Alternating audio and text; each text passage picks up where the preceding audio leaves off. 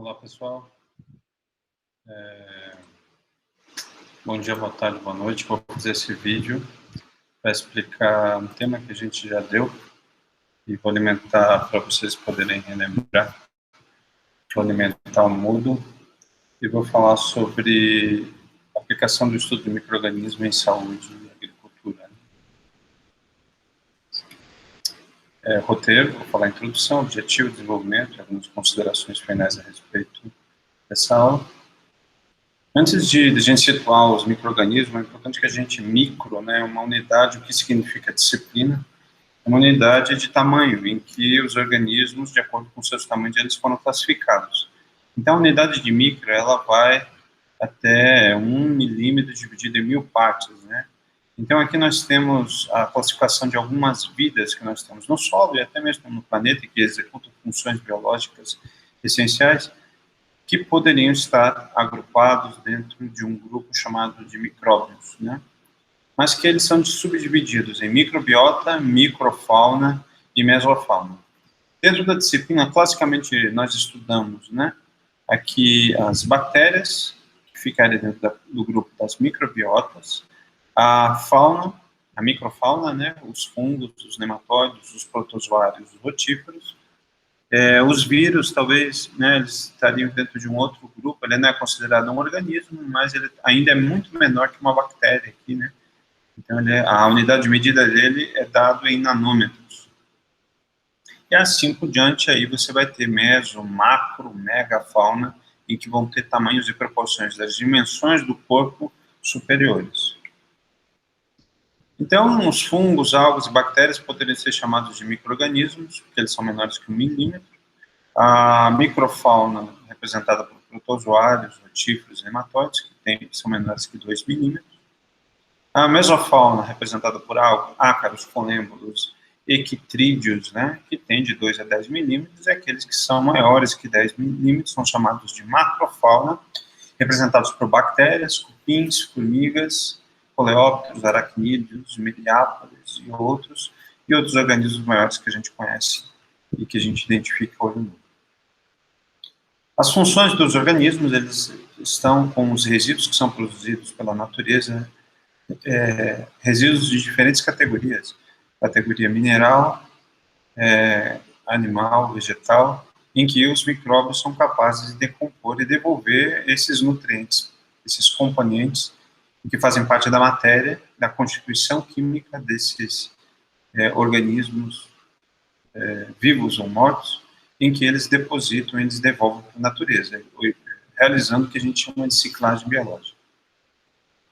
Os materiais vivos, orgânicos, né, são basicamente são representados em uma origem vegetal ou animal, e quando ele se degrada, processo de degradação, ele pode ser físico, pode ser mecânico, ou ele pode ser enzimático, né, mobilizado por enzimas produzidas por fungos, bactérias. E durante esse processo de degradação, o produto final, ele é chamado de humus. E esse humus vai ser um banco para fornecimento de nutrientes e um banco para melhoria de propriedades físico-químicas dos solos. Então, tudo aquilo que se decompõe, que se deteriora, ele vai se transformar nesse humus, e esse humus é o produto final, do processo de degradação.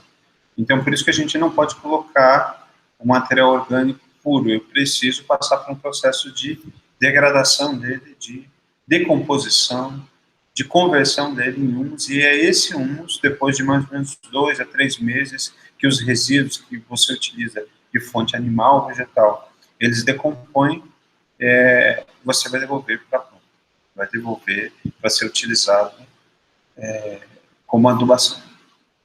A ciclagem de nutrientes, os micro-organismos também têm importância e energia, né, e fixação de nitrogênio, atmosfera, o nitrogênio 3 ligações, outro nitrogênio, que é o N2. Os micróbios, eles fixam, não somente dentro no grupo das leguminosas, nas leguminosas em específico, a gente vê nódulos nas raízes, que são símbolos dessa fixação desse nitrogênio. Lembrando que essas bactérias fixadoras de nitrogênio, elas são habitantes naturais dos solos, e assim que você coloca uma espécie vegetal, ela vai fixar. Não somente em leguminosas que ela fixa, em leguminosas a gente é visível a sua atuação pela presença de um nódulo, ou seja, é uma característica benéfica. Mas em outras plantas, capins, crucíferos, outras espécies vegetais, vocês encontram também bactérias associadas às raízes que fixam esses nutrientes e que devolvem o nitrogênio, o fósforo, o potássio, né, o magnésio, o cálcio, que são essenciais para o desenvolvimento da planta, os chamados macronutrientes, além dos micronutrientes, boro, manganês, zinco, que também têm funções metabólicas essenciais para o vegetal. E aí micróbios vão auxiliar nessa absorção.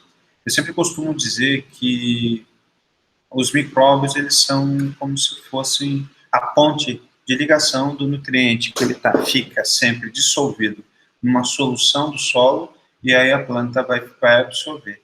E essa conexão molecular é dada pela presença desses micróbios, de fungos, de bactérias, que auxiliam as plantas no processo de absorção. Quanto mais micróbios, quanto maior a diversidade próximo da risosfera, próximo das raízes das plantas, melhor vai ser a absorção e, consequentemente, ela vai crescer mais, vai produzir os seus componentes com maior vigor.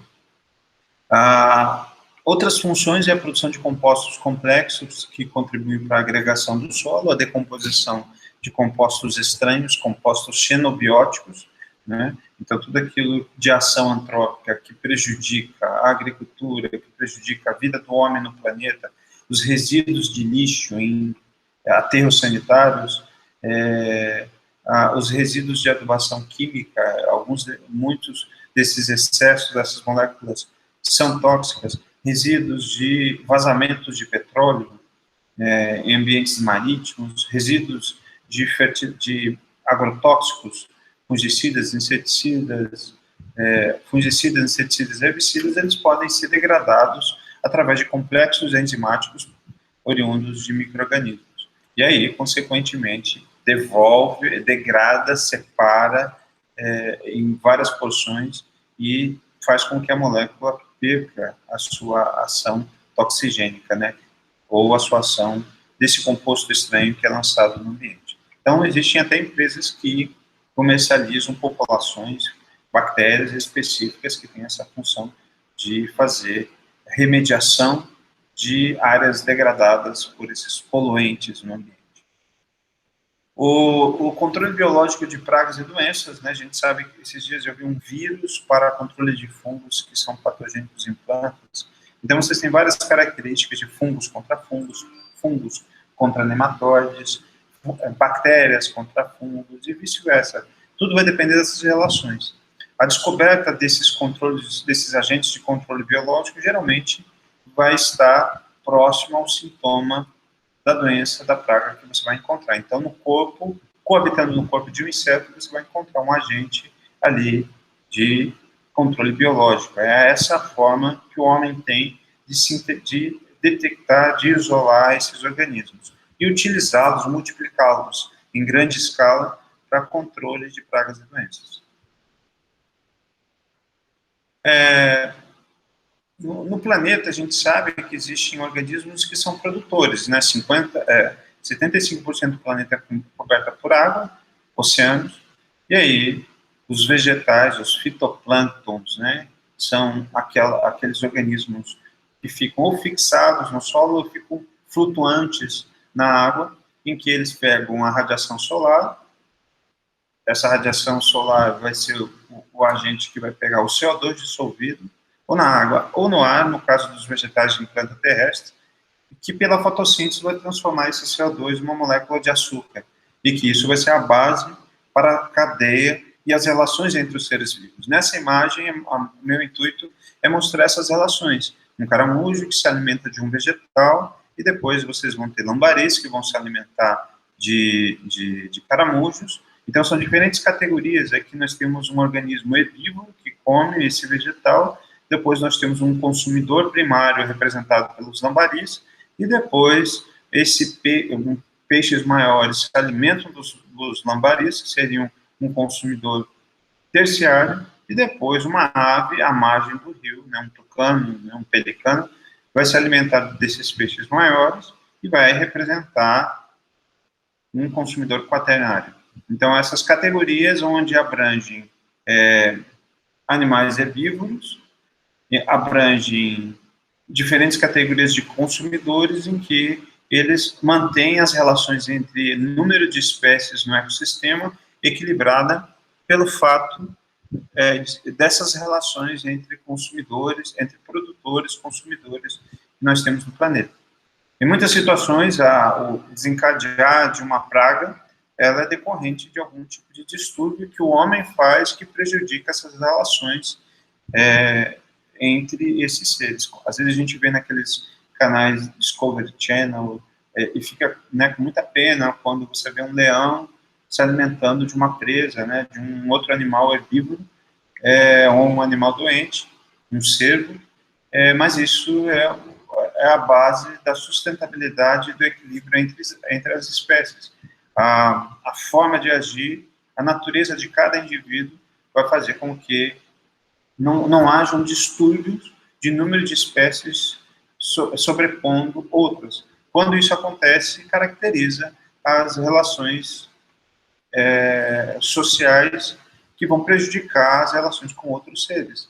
Então, a gente encontra, agora você ouve muito falar do caso da capivara, do javali, né, que a gente tem surtos que entram dentro das lavouras e destroem as plantas. Então, essa questão de equilíbrio entre as espécies vão ter consequências para as vidas no equilíbrio no ecossistema.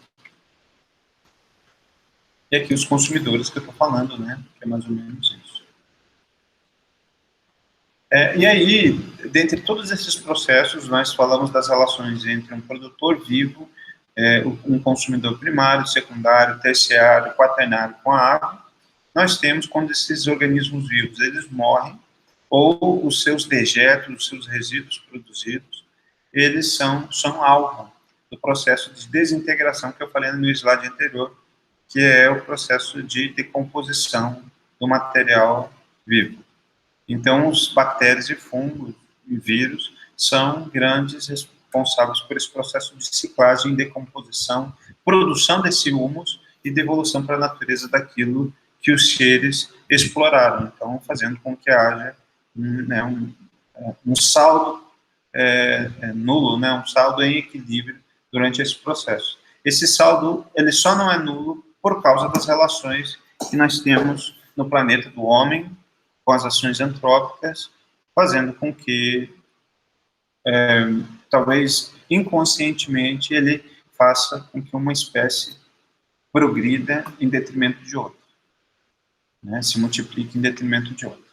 Então, aqui, os organismos que eu falei para vocês, as plantas, como produtores primários, aqui os fungos, bactérias, associados aos restos de raízes, exudatos, filoplanos de folhas de plantas, e eles vão se alimentar e ali, em troca desse alimento, ele vai fornecer algum tipo de função para as plantas, né? Como a gente tem no caso das bactérias fixadoras de nitrogênio, no caso dos fungos fixadores de fósforo, e ampliam a absorção de água por essas plantas, eles têm funções que dão em troca dessas associações positivas. E aí nós temos outras cadeias de organismos com, né, diferentes categorias e que vão manter com que os indivíduos eles fiquem em equilíbrio. Aqui nesse grupo, né, que nós temos, macrofauna é representada por esse nível trófico mais alto aqui, né, os ácaros, predadores, os mamíferos e pássaros. Os organismos maiores são grupos tróficos, consumidor primário é um grupo trófico, consumidor secundário é um grupo trófico, e que vai fazer com que isso aconteça. Aqui algumas representações de ilustrações a respeito de gêneros de algumas bactérias. Elas são seres unicelulares, que podem ter diferentes tipos de arranjo na natureza, formas, né, que é um formato de espirilo, baciliforme, formato mais esférico, e que vão ter funções ou positivas ou negativas, no caso de salmonela, né, causar algumas doenças, Clostridium. Aqui, Bacillus é uma bactéria usada para controle biológico de insetos, e tem algumas espécies que causam doenças em humanos, ou seja, dependendo do gênero, ele pode ter alguma função positiva ou negativa. Aqui, as bactérias em formato de coco, agrupadas, né, os vibriões do cólera, né, ele tem um formato de salsicha, e ele tem aqui um pedúnculo um pouco mais extenso. Os espiroquetas, né, o caso das bactérias do milho, né, o espiroplasma, o fitoplasma, né, que causa os enfesamentos do milho, ele tem esse formato de espiral quando a gente observa em microscopia eletrônica de varredura, que é esse caso. E aqui, bacilos, né, então, aqui tem bacilos que causam tuberculose, assim como tem bacilos que auxiliam, que são importantes para a produção de iogurtes, né, pela indústria. Os fungos, né, a grande maioria dos fungos são microscópicos, mas muitos deles são conhecidos por nós pela característica de serem macroscópicos, né. Eles pertencem basicamente a duas divisões, divisão ascomicota e basidimicota, e alguns deles têm um formato orelha-tipal, que não tem pedúnculo, e aqui ele tem esse pedúnculo. Alguns fungos eles se associam com algas, onde a alga faz a fotossíntese e fornece fotoassimilados para o fungo. Em troca, o fungo permite com que a alga viva, sobreviva, se desenvolva, proteja essa alga contra a dessecação. E essa associação entre esses dois grupos dá-se o nome de líquen. E aqui nós temos um exemplo de um sintoma e uma progressão de um fungo bolor verde causado por Penicillium. E esse bolor verde, ele, assim como várias culturas, muitos fungos na natureza que deixaram de ter aquela função de degradação, né, degradação do material orgânico, eles tiveram uma relação parasitária, decorrente daquela relação de desequilíbrio do homem, algum tipo de fator antrópico que o homem fez, ocasionou essa relação, essa evolução do parasitismo desse fungo, que antigamente tinha uma função de degradar tecido morto, passou a degradar e infectar tecidos vivos, causando doenças de plantas. E desses fungos, a grande maioria são multicelulares, né? E aí nós temos o caso das leveduras, que tanto causam doenças em animais, quanto são utilizados na indústria, são exemplos de fungos que são unicelulares, só possuem uma única célula. Então, nós temos, dentre os organismos, os micro-organismos que a gente conhece no planeta, organismos unicelulares, procariontes, que envolvem algas, cianobactérias, né, que não possuem cloroplasto, possuem um pigmento fotossintetizante, que permite ela fazer fotossíntese, e ainda dentro desses procariontes nós temos as bactérias, e aí nós temos bactérias que causam doenças em humanos, bactérias que a gente utiliza na indústria para a produção de derivados, bactérias que causam doenças em plantas, e todos esses organismos são unicelulares. E dentre eles, alguns são resistentes a condições extremas, que seriam chamados pelas arquibactérias, e aqueles que são a grande maioria, são as eubactérias. E aqui, os dois grupos têm a ver com essa explicação inicial que eu dei. As autotróficas seriam as bactérias que fixam nitrogênio, as cianobactérias, antigamente chamadas de algas azuis.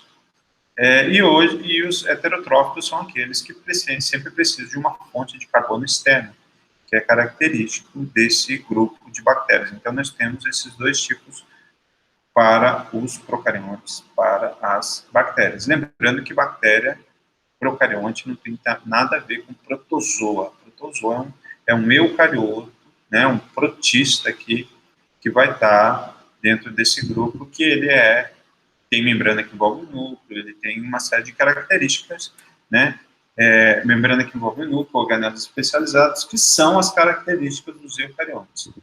E esses grupos de eucariontes, eles têm organismos que são unicelulares, como eu falei para vocês, os protozoários, que são chamados do grupo dos protistas. Veja, não confunda, às vezes o nome é muito parecido, procarionte e protista. Ele, na verdade, pertence a esse grupo dos eucariotos. E eles fazem tanto, aqui nós temos dentro desse reino, nós temos as algas, e aqui são as algas marinhas e todas as divisões de algas que a gente conhece, algas macroscópicas, que fazem fotossíntese, e outros seres que não fazem fotossíntese, como os protozoários, né, ameba, você vai encontrar esses seres que são heterotróficos, precisam de uma fonte externa de carbono. E aqui ainda, como eucariontes, aqui está pluricelular, mas existem alguns fungos, poucos grupos de fungos que são unicelulares também. Mas a grande maioria é pluricelular e eles são heterotróficos. Não existe nenhum fungo autotrófico, nenhum fungo que faz fotossíntese. Não existe nenhuma exceção com relação a isso. E fora isso, ainda falando sobre micro-organismos, o terceiro grupo importante que a gente vai estudar dentro da disciplina, os organismos acelulares, por que acelulares? Porque ele não tem membrana celular, nem parede celular, e nem citoplasma, nem núcleo, organelas especializadas em núcleo. Os vírus são parasitas, e isso fez com que eles fossem parasitas de plantas, de células de vegetais e células de animais, e até de micróbios, né? Vírus, isso acontece.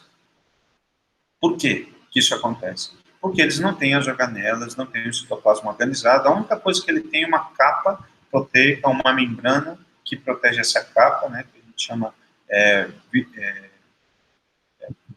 que os vírus têm um nome específico, né, para essa membrana que é roubada do hospedeiro ou da organela, aonde ele fica parasitando, e no interior ele tem o seu material genético, de DNA ou RNA. E aí a quantidade o genoma dele é bastante particular, bem diferente, o número de genes em relação a outros seres. Ele só tem aquilo que é necessário, né, a lei da economia genética. E agora, falando sobre saúde, é importante a gente imaginar que o dinheiro, pelo fato, né, da gente tocar e o dinheiro passar pelas mãos das pessoas, ele é considerado, e não é um mito, é uma realidade de que ele possui uma grande quantidade de micróbios. E aí uma forma de você coletar esses micróbios, essas centenas de bactérias que a moeda, que o dinheiro possui, é com o suave, com um cotonete que você passa sobre a superfície e coloca na água, e aí essa água você risca na placa e isola para verificar a presença dessas populações. Uma gota, né, de saliva, ela apresenta por pessoas mais ou menos 2 milhões de bactérias. Então, uma pessoa possui de 2 a 3 quilos de bactérias no seu corpo. Então, num beijo, imagine a quantidade de bactérias. Eu sempre brinco com isso, né? A quantidade de bactérias que você troca com essa pessoa. Bactérias que são importantes, né, para o processo digestivo, bactérias que podem causar doenças, né, que podem ser transmitidas pela gota da saliva e até mesmo outros micro-organismos diferentes de bactérias. No banheiro, normalmente uma das questões que nós temos é de deixar desprotegidas as nossas escovas de dente. Então, no momento que ele fica desprotegido, essa mosca é chamada de Gray Flyer, chamada de mosca dreno, é uma mosca que habita e se desenvolve classicamente nos banheiros, e esse tráfego que ela faz, que ela vem aqui, ó, é onde está cheio de ovos, essa parte escura, cheia de ovos dessa mosca, em que uma vez por mês é importante fazer essa limpeza e reduzir essa população.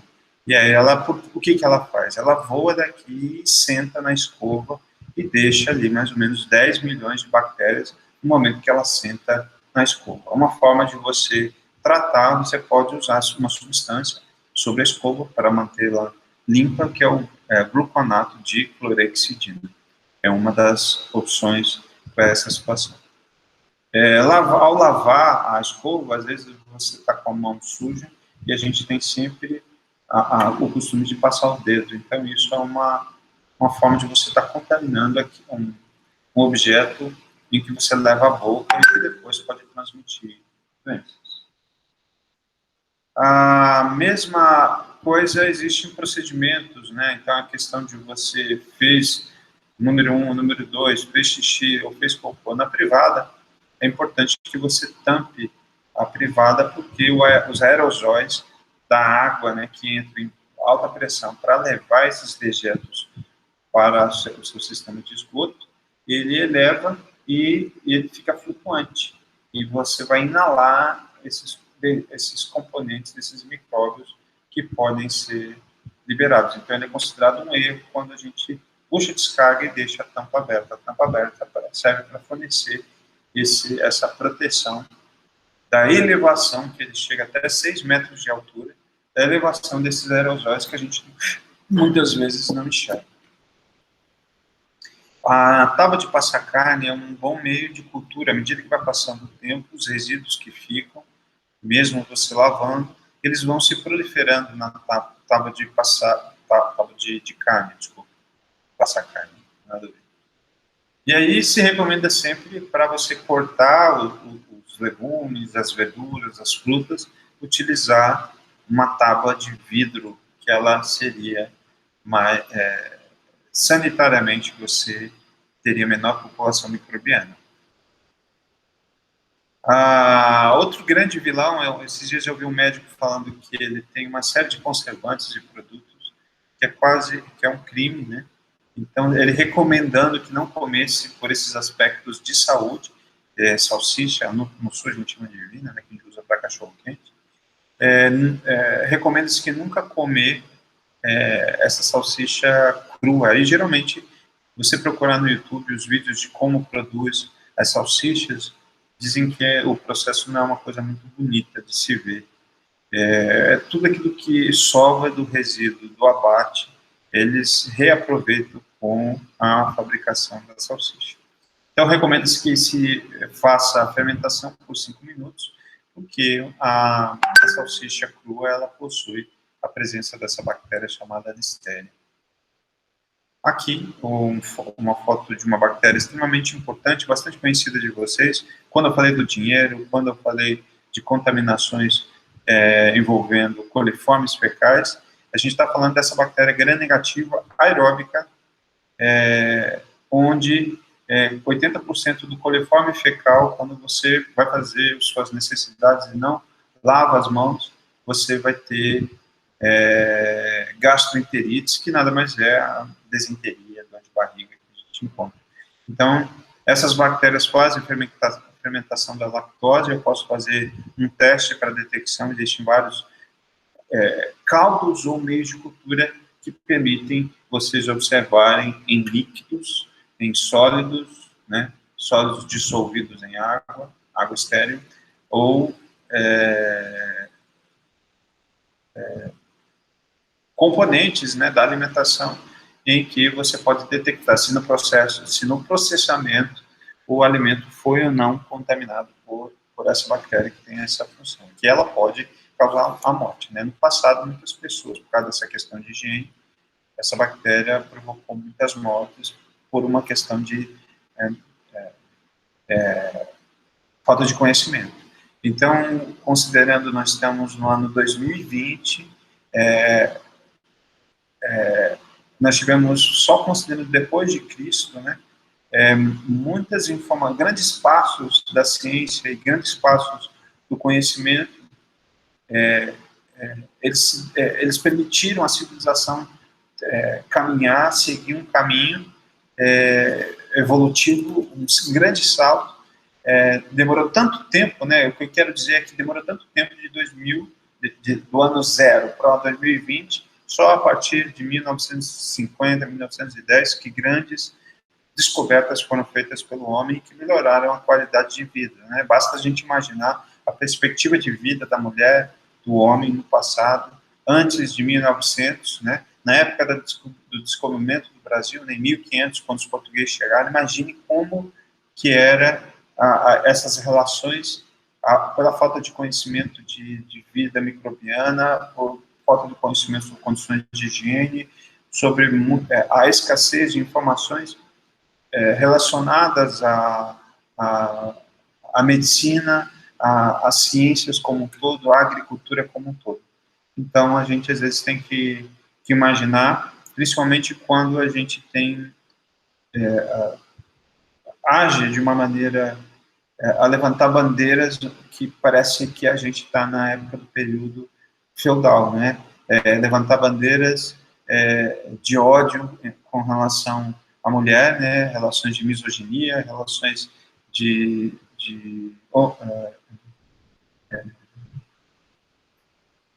racismo, né? Relações, todos os tipos de ódios às minorias que nós temos no planeta, gratuito, né? Já que a gente vive num planeta em que todos nós somos seres humanos e temos particularidades e diferenças entre si, e um grande salto civilizatório é sermos, ter respeito pelo próximo, né? Solidário em relação às diferentes causas, no mínimo, né? Se você discorda, no mínimo, respeite. Aqui é um exemplo de um coliforme K12MG1665, é um isolado de Escherichia coli, e que, né, foi sequenciado e que foi utilizado para estudos, estratégias de controle, transferência de genes, estratégias biotecnológicas. Não somente para essa bactéria, todos os organismos se sequenciam e depois, a partir do conhecimento desses genes, das funções desses genes, se utiliza várias estratégias para melhorar a qualidade de vida do homem. Então, a gente sabe que nós temos a nossa fauna e flora intestinal. No intestino é um local onde você tem essas bactérias e fungos, por que não, que fazem essa absorção. Graças às enzimas dessas bactérias, auxiliam nessa absorção dos alimentos. Na boca, a gente tritura mecanicamente e que depois a gente lança esses compostos para o interior, lança esses compostos para serem absorvidos pelas células do nosso corpo. A corrente sanguínea, ela tem essa incumbência de transmitir esses nutrientes para todas as nossas células e elas serem utilizadas para suas inúmeras finalidades. Tá? Então, a grande maioria dos micróbios, das células que nós possuímos no nosso corpo não são as nossas próprias células, elas são as células microbianas. Aqui é um aspecto, né, que nós encontramos de bactérias, com os padrões de uma bactéria pura, né, em que, notem a questão do EPI, né, ela está usando ali uma máscara e está usando, né, o EPI para proteção da mão, justamente porque está trabalhando, existem níveis de segurança que são necessários a serem cumpridos, dependendo do tipo de organismo que você está trabalhando com sangue humano, com fezes humanas, com origem, produtos de origem animal, né? Isso, eles são passíveis de transitarem e contaminarem e provocarem algum tipo de distúrbio que possa depor contra a vida do manipulador. Outro organismo, né, outro que não é fake, né, a questão do uso, pelo caso desse tráfego, de você esqueceu, então, as questões dos critérios em pleno século XXI, né, ainda a gente tem alguns deslizes com relação à história da higiene, mas que a história do coronavírus, eu acho que tem um aspecto positivo de de criar um start, né, um mecanismo de cuidado específico, tanto com lavar, com água e sabão, e tanto como usar álcool em gel para minimizar essas populações e não contaminar tudo por onde você toca. E aí são grandes vilões da história dos controles remotos e os celulares, né? A gente sempre vai para a privada, vai para o banheiro mexendo no celular. Muitas pessoas, nesses últimos anos, com esses smartphones, enquanto está fazendo suas necessidades, está usando o celular e ali está num ambiente que é contaminado e contamina o celular também. Então, às vezes escapa, né, por uma questão, durante os processos, essa questão de estado de atenção, né? Então, a questão da microbiologia, a questão de contaminações por micróbios, necessita de um alerta, de um estado de atenção, assim como a gente está com um estado de atenção quando a gente chega num ambiente fora da nossa casa, a gente vai comprar alimentos para a gente poder utilizar a nossa casa. A primeira coisa que a gente faz é limpar o pé, muitos locais têm o pé de luva, e a história do álcool em gel e a máscara para tentar se proteger. Outro grande vilão são as esponjas de lavar louça, né? Então, uma vez por semana, mergulhos. Recomenda-se que você deva mergulhar em água sanitária e deixar 1 minuto no micro-ondas essas esponjas, porque os resíduos de alimento ficam ali presentes nessa esponja e aí isso vai servir de substrato para a proliferação, e aí você vai contaminar ó, as louças, né, o material que você usa para lavagem. Então, e essa esponja ela é considerada um grande vilão, porque ela tem uma imensa quantidade de bactérias no seu interior. Então, ela tem 1 milhão de bactérias a mais que a tampa da privada. Então, para vocês observarem só o quanto de cuidado nós devemos ter com esse componente. Os produtos que são utilizados para limpeza e asepsia, eles são vinagre, né? Você pode pulverizar o vinagre no colchão, ou soluções também no colchão de hipoclorito, né? Com baixa concentração. Sal de cozinha, lembrando que todos os micro-organismos são muito sensíveis ao sal. O hipoclorito de sódio, o bicarbonato de sódio no colchão. O bicarbonato você pode colocar até no guarda-roupa, né? Panos de limpeza, esponjas. O gluconato de clorexidina para escova de dente. O álcool isopropílico para aparelhos eletrônicos, está falando do celular e do controle remoto. Então, esse seria um álcool recomendado para produtos eletrônicos. Até a tecla do computador, né, a tela do computador, né, vocês também podem utilizar o álcool isopropílico. Então, as superfícies, né, sempre depositam poeiras, componentes inertes e sujeiras. Agora, nesse período seco, a gente deixa a janela aberta, rapidamente você vê o chão ou a superfície dos móveis com essa poeira. Então, a limpeza contínua. Lembrando que essa poeira depois pode servir de alimentação para ácaros, componentes que são alergênicos. Então, o que acontece no colchão? Então, quando a gente vai dormir, está suado, as pessoas às vezes têm mania de dormir como chega da rua e vai tomar banho só de manhã cedo. E aí o resíduo de corporal que tem, ele deixa no lençol, deixa no colchão.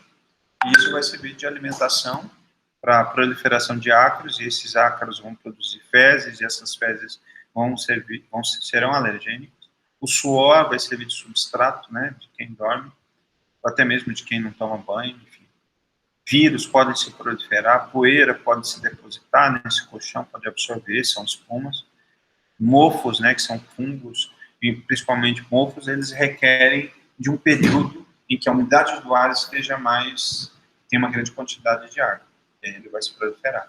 Além de alergias que vão decorrer, bactérias vão se proliferar decorrente dessa interação. Por isso que você necessita periodicamente pulverizar com soluções que você consiga eliminar ou reduzir populações de ácaros, esporos de fungos, células de bactérias. Tá? O bicarbonato de sódio, né, a seco, você pode pulverizar no seu guarda-roupa. Muitos produtos que você vê no supermercado para colocar, para reduzir a umidade, né, que você também tem, isso vai impedir com que prolifere nos calçados e que haja desenvolvimento de mofos nas suas roupas. Tá? Mas né, não só quimicamente, mas essa história de periodicamente você expor as suas roupas ao sol, da mesma forma como eu falei aqui do colchão, o travesseiro, o cobertor, os lençóis, as colchas, deixar isso no sol em contato com muita luz, o próprio colchão no sol, isso é muito positivo do ponto de vista sanitário. O álcool etílico oxida o controle remoto, então ele não é recomendado, e aí recomendado é esse isopropanol que eu coloquei aqui. Pode ser o lenço umedecido de bebê, também tem o isopropanol. E daí você não usa o álcool puro para passar na superfície, né, da pele da criança, que é muito sensível. Então usa o álcool ou isopropanol. E aí no lenço ele possui. Então, se você não quer comprar o álcool, pode utilizar o lenço umedecido e passar sobre o aparelho eletrônico. Então, limpeza uma vez por semana dos controles remotos é o recomendado pela Organização Mundial da Saúde.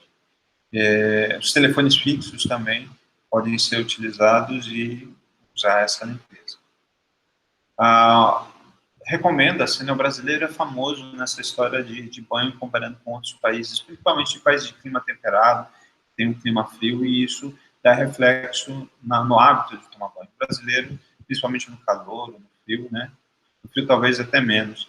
Mas ele tem recomenda-se que tome banho uma vez por dia, porque existe micro-organismos indígenas que protegem a pele e que são benéficos também. Mas tem muitas pessoas que, por uma questão de bem-estar, hábito familiar, toma banho mais de uma vez, 2, 3 vezes ao dia. E tudo está relacionado à questão do acesso, estar próximo ao trabalho, né, para poder tomar banho. O ar-condicionado, né, ele tem um filtro que recomenda-se que ele seja feito de 15 em 15 dias, a limpeza desse filtro, lavado, né. Esses dias foi um cara na minha casa que limpou essa parte interna aqui, né, ele tem um equipamento que ele suga toda a sujeira que fica aqui nesse filtro.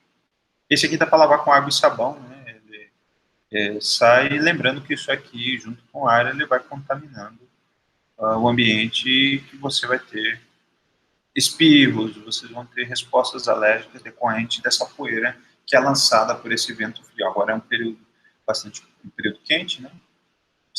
Nós estamos vivendo as últimas semanas com calor intenso, quem tem ar-condicionado em casa e não tiver cuidado com a limpeza, isso é um foco de disseminação de poeira, poluentes, alergênicos. A mão, lavar de 8 a 25 vezes por dia, evitar usar o calor seco, por quê? Porque ele pega o ar contaminado que existe no banheiro e joga ar contaminado na sua mão. Então, recomenda-se que você enxugue com um papel toalha, né? Ou você seque, dizem que é mais ou menos 32 vezes quando você chacoalha as mãos, que você precisa fazer para a água ir embora, pensando numa questão mais ecológica de não usar o papel para limpeza. Mas aqui você está bombardeando uma mão que você limpou num ambiente sujo e com moléculas, com organismos, mesmo quente, né, com organismos maléficos. O mofo, né, então nas paredes, porque geralmente essa pata você não tem nenhum tipo de proteção para entrada de umidade, e às vezes você tem infiltração dessa umidade pela parede, e se tem umidade, mesmo sendo algo inerte, como sendo, né, uma parede composta de tijolo e cimento, micróbios vão tirar o seu alimento, vão se alimentar. O pré-requisito para a existência, nesse caso aqui de mofo, existência de fungo, é a umidade, e eles vão atacar tanto componentes orgânicos quanto componentes inorgânicos. Basta que haja umidade. Tá? A gente sabe que a principal estratégia para controlar bactérias, quando a gente tem nossos ferimentos, acidentes, quando você tem cirurgias, você tem moléculas químicas que são utilizadas para combater as tentativas de invasão naquele ferimento do nosso corpo. E uma delas são os anti-inflamatórios, compostos químicos e os antibióticos. Aqui eu estou colocando para vocês 2 exemplos, né, com surto de infecção hospitalar. Quando se fala de infecção hospitalar, nós estamos falando de um ambiente que utiliza sempre essas moléculas, que seleciona, que está promovendo uma pressão de seleção e que vai produzir uma superbactéria, né, e que vai ser depois mais difícil se você não ter outras fontes de químicas para controle dessas populações que você utiliza, que você ministra nos pacientes, essas bactérias vão estar presentes, né? Aqui, por exemplo, tem uma bactéria chamada de KPC, que é resistente à maior parte dos antibióticos do mercado, em que elas vão sendo criadas e que isso vai tornando o processo, o ambiente do hospital, um ambiente mais insalubre do que ele é, pela presença desse organismo. Então, por isso que você tem, às vezes, alguns procedimentos operacionais dentro dos unidades, né, de tratamento intensivo, em que essas questões de rigor com relação à asepsia, esterilidade, com relação a... É quase como um indivíduo dentro de uma bolha, né? Eu falei para vocês uma aula da câmara hiperbárica, então, uma forma de você tentar proteger desses micróbios que estão presentes nesse local. Não sei se aconteceu com vocês nesse período de quarentena, às vezes acontece a gente ter que ir no hospital para salvar alguém, coisas assim. E às vezes a gente sempre fica, pelo menos nesse período, eu fui acho que uma vez socorrer um colega, a gente estava, ele caiu, e aí ele desmaiou, sei lá o que que tinha, e aí ele não tinha ninguém para levar, e eu peguei e fui levar. E aí lá no hospital, a gente estava com a máscara, etc., mas a gente sempre fica com muito medo dessas questões da fonte, né? Ali é uma grande local que mais existe micróbios que vão depor contra a nossa saúde, são esses locais, esses hospitais. Então era mais ou menos isso, essa aula que eu queria falar sobre a importância dos micróbios na saúde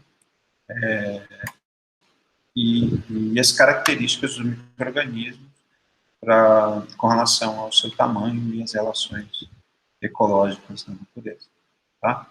Agradeço a atenção de vocês e até a próxima.